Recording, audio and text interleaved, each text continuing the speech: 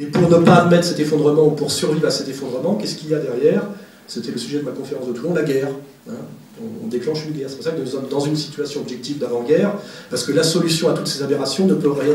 C'est soit ce qu'on appelle l'atterrissage en douceur, l'aveu de ses mensonges et de ses faiblesses, et c'est les bourgeois de Calais, ça veut dire que toute l'oligarchie mondialiste avance vers nous en pleurant avec une corde autour du cou, en demandant que pour des raisons morales, on a la gentillesse de les pendre pour qu'ils puissent accéder au paradis. On peut rêver. Mais comme ce sont plutôt des adorateurs de Satan, je le dis de façon métaphorique, mais sans doute peut-être moins métaphorique que ça, ils vont nous coller sans doute la Troisième Guerre mondiale, parce qu'ils ont joué à un jeu qu'ils nous ont imposé. Ce jeu, ils ont triché, ils sont en train de perdre, et comme ils sont en train de perdre, ils vont casser le jeu comme un enfant mal élevé, quand il voit qu'il est en train de perdre le Monopoly, donne un grand coup de pied dans le jeu de Monopoly. Et on découvre finalement que ces gens qui se présentent comme le sommet de la civilisation judéo-chrétienne, autre escroquerie inventée au XIXe siècle, il n'y a pas de civilisation judéo-chrétienne, il y a une civilisation helléno-chrétienne, mais pas judéo-chrétienne. Et ces gens-là se comportent comme des enfants mal élevés, des voyous, au moment où ils perdent la main, ils perdent le contrôle. Ça me fait penser un peu aux élections françaises en ce moment. Ils ont fait monter un peu Marine Le Pen, comme ils avaient fait pour le père, s'ils en avaient besoin. Elle monte trop haut, ils essaient de lui empêcher d'avoir les signatures, parce que même à ce jeu qu'ils ont imposé et qu'ils contrôlent, quand ils voient qu'ils perdent selon les règles imposées, ils trichent. C'est un monde de tricheurs violents, hein, et d'enfants mal élevés. C'est ça qui est tragique, c'est que finalement, quand on voit un discours d'Ahmadinejad par rapport à Sarkozy, on a une espèce d'adulte qui a au fond de lui, quand il s'exprime, toute la sagesse de la civilisation perse, et en face on a un petit voyou immature, plein de tics, bourré sans doute de bêta-bloquants. Voilà. Et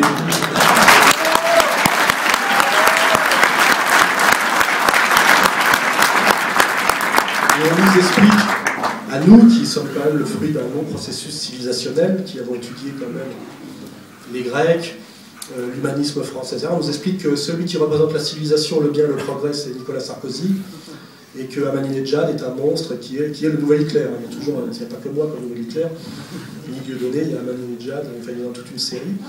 Et pour que ce soit crédible, on traduit exprès, entièrement de manière fallacieuse, le discours d'Ahmadinejad, parce que si on le traduisait correctement, quand les gens lisent le discours quand on traduit, ils adhèrent à tout ce qu'il dit à 100%. C'est ça, c'est la sagesse même, c'est l'humanisme même, c'est l'idéologie, enfin, oui, l'idéologie du partage et de la bonté, enfin, c'est ça qui est hallucinant.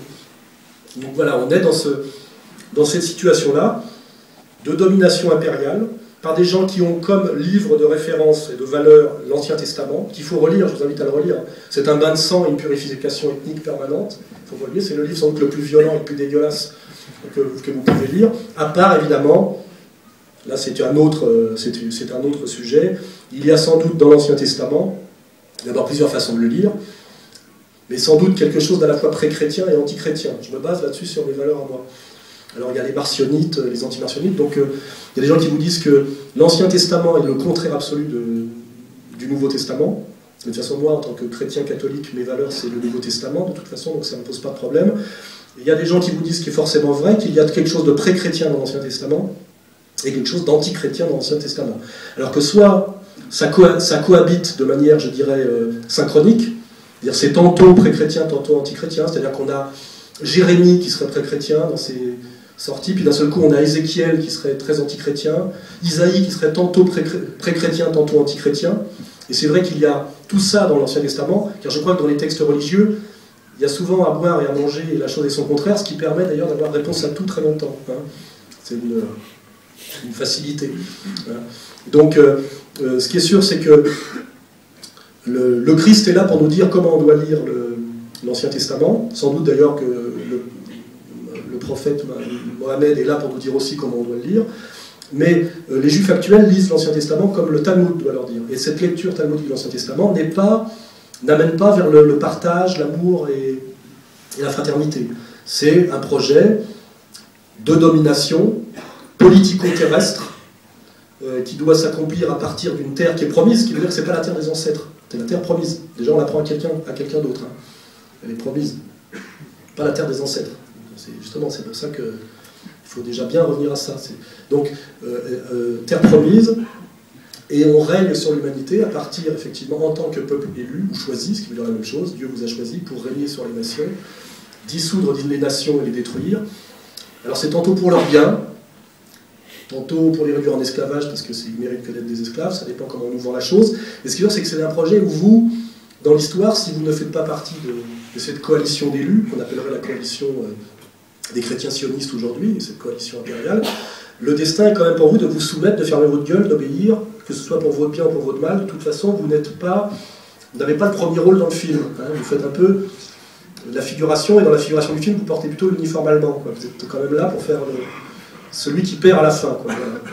Donc ça, c'est cette question, effectivement, des valeurs. C'est-à-dire que nous sommes sur un projet de domination mondiale qui s'appuie sur une lecture terrestre, raciale, suprémaciste, belliqueuse, haineuse, violente de l'Ancien Testament, qui ne veut pas dire qu'il n'y en ait pas d'autres de lecture, et qui, pour le moment en tout cas, prétend soumettre la totalité du monde qui avait lu le même livre, ce qu'on appelle les gens du livre, et qui est le monde post-méditerranéen abrahamique, qui est ce qu'on appelle le monde occidental. Et nous sommes, je dirais, dans la séquence finale de cet accomplissement de ce projet biblique, je vous le dis, par deux vecteurs, par deux moyens qui sont la logique, le prêt bancaire obligatoire et la logique de la dette permanente. Vous devez toujours devoir de l'argent en permanence et votre soumission passe par la dette. Et la domination militaire, c'est-à-dire l'alliance de Wall Street, et du lobby militaro-industriel américain. Et là, on a fait un résumé complet. Vous avez le programme et le projet, c'est l'Ancien Testament, lu par ceux que j'ai dit. Et vous avez les moyens. La carotte qui est le prêt à intérêt, ce qui veut dire le crédit, c'est la carotte, et le bâton, l'US Army. Et quand vous avez cette vision-là, vous comprenez à peu près tout ce qui se passe en ce moment de manière très visible, parce que accélérée, parce qu'on est à la fin d'un cycle, donc les choses se voient de plus en plus et vont de plus en plus vite et sont de moins en moins cachées. Et de ce point de vue-là, je dis, vous pouvez réfléchir à où vous avez envie de vous situer, soit en fonction d'une origine communautaire, je ne sais pas, raciale, etc., soit en fonction, ce qui m'intéresse plus, de critères moraux. Hein. Parce que vous pouvez dire, ben moi, de toute façon, je suis américain, je fais partie de la classe moyenne supérieure, je suis plutôt un gagnant de la mondialisation, je vais jouer ça, je vais faire HEC, machin, et je vais finir, je vais faire un master aux États-Unis, et je vais faire ce qu'on appelle suer le burnous, quoi, c'est-à-dire, et je vais me faire une vie agréable. Alors après, c'est un problème de comment peut-on avoir une vie agréable quand on est seul et qu'on jouit uniquement de faire souffrir les autres. Ça, c'est des questions, mais chacun y répond comme il peut. Mais ça ressemble beaucoup au monde du coin VIP, du spa, et ça ressemble beaucoup à Genève. Genève au mois d'août. Ouais. Hein.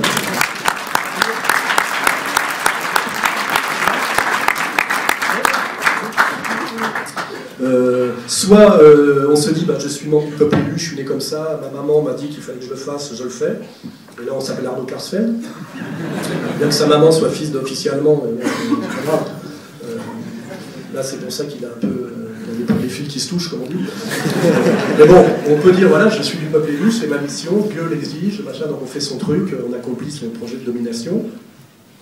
Voilà, on peut aussi dire, voilà, moi je suis un humilié palestinien qui en a volé sa terre, je me bats pour essayer de la reconquérir, bon, il y a d'autres trucs. Et puis aussi, quand on est des gens comme nous, qui finalement avons le choix, parce qu'on est du petit bourgeois français blanc, du petit bourgeois suisse, c'est-à-dire en conscience, en fonction de critères moraux qu'on m'a appris, et qui semblent faire la distinction entre le bien et le mal, le haut et le bas, le juste et l'injuste, et qui sont ce que j'appelle moi les valeurs helléno-chrétiennes, c'est-à-dire la charité, l'amour chrétien, et le logos grec, c'est-à-dire la logique, qui sont deux universaux, c'est-à-dire l'universaux de l'amour et de la charité, et l'universel de la discussion possible par la pensée logique partagée, hein, c'est-à-dire la logique d'Aristote, parce que si on n'est pas dans la logique partagée, c'est-à-dire si on discute sans admettre qu'il y a des règles fondamentales de ce qui est logique et de ce qui ne l'est pas, on tombe dans des batailles de sophistes, et dans ce que certains appellent d'ailleurs le pile-poule, c'est-à-dire la casuistique dialectique, ce que Schopenhauer appelle l'art d'avoir toujours raison, c'est-à-dire le mensonge,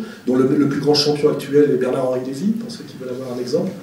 La guerre sans l'aimer, vous voyez, le mensonge sans l'aimer, le vol sans l'aimer, la mort sans l'aimer, et ta sœur, enfin voilà, ouais, sans l'aimer, mais tu le fais quand même de A à Z. Voilà. Qu'est-ce que ça serait si tu l'aimais, quoi. Donc l'escroquerie, ce qu'on appelle l'escroquerie, dont on voit les représentants en chef en France, Attali, chacun dans son secteur, hein, Minc, l'escroc de l'économie, l'escroc de la géostratégie. Et ce qui est très problématique actuellement, et je le dis, c'est qu'il y a beaucoup de juifs chez ces gens-là. Ce qui est très embêtant pour ce que j'appelle les juifs du quotidien, qui sans doute ne sont pas spécialement impliqués, mais qui sont entraînés là-dedans. Et c'est un des gros problèmes aujourd'hui, c'est comment faire le distinguo entre ces élites qui se réclament une lecture de l'Ancien Testament entièrement belliqueuse, raciale et dominatrice, et qui systématiquement dans leur vie de tous les jours immergés chez nous, se comportent exactement à l'inverse de tout ce qui fait un honnête homme. Comment cela ne peut-il pas avoir de conséquences sur ce qu'on appelle la question de l'antisémitisme? Et quelles sont les causes de l'antisémitisme? Vous voyez, il y a un petit con là qui a écrit un article, il n'a pas trouvé, il n'est pas bien au fond du sujet. Effectivement, il y a un gros problème en ce moment, et on y répond en me virant de l'université de Genève, en disant que je suis un gaucho macho à la dérive. Je pense que je suis un intellectuel honnête, qui fonctionne selon les critères du logos grec et de la charité chrétienne bien comprise, donc je m'inscris dans la pure tradition humaniste française, je me sens de ce point de vue-là parfaitement français, et au nom de ces valeurs qui sont universelles au sens où nous l'entendons, car elles sont celles, on va dire au moins de l'Occident chrétien, et elles sont, je l'ai vérifié, partagées par les musulmans, car il y a strictement les mêmes valeurs dans le Coran qu'il y a dans les évangiles, j'avais pu le vérifier, je l'ai encore sur moi, je le lis à chaque fois dans le train, voilà, c'est les mêmes valeurs.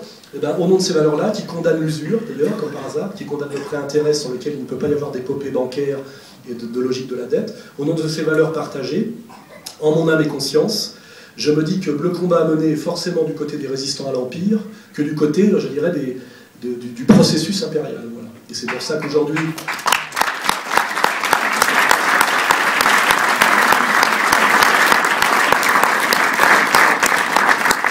C'est pour ça qu'aujourd'hui, je me retrouve dans un combat fraternel avec Dieudonné, à soutenir plutôt Ahmadinejad, à espérer que le régime syrien ne s'effondre pas, non pas parce que je suis amoureux du bassisme des Assad, mais parce que je pense que le destin de l'homme moyen syrien, si ça allait jusqu'au bout, serait ce qu'ont vécu depuis 15 ans les Irakiens et ce que sont en train de vivre aujourd'hui les pauvres Libyens, qui était le pays qui avait le plus haut niveau de vie d'Afrique et qui a sombré dans un chaos permanent par la faute, je le dis bien, de Bernard-Henri Lévy, qui est quand même passé au-dessus de Juppé pour déclencher une guerre. Et donc il a bien dit, à Ruth El-Kriev, qui ne comprenait pas tout, moi qui suis un ami inconditionnel d'Israël, je te le dis, Ruth, c'est bon pour Israël. Et là, je m'adresse à certains salafistes belges qui évidemment ne comprennent pas tout. Quand Bernard-Henri Lévy dit que de donner le pouvoir à des soi-disant islamistes qui sodomisent et assassinent un leader politique en criant Allah Akbar, et quand il vous dit que c'est bon pour Israël, le bon musulman intelligent doit se poser des questions de savoir dans quel camp il faut qu'il se batte, ou au moins qu'il s'abstienne d'être sur la photo. Parce que je ne pense pas que ça va l'aider beaucoup dans les temps à venir, quand on comprend...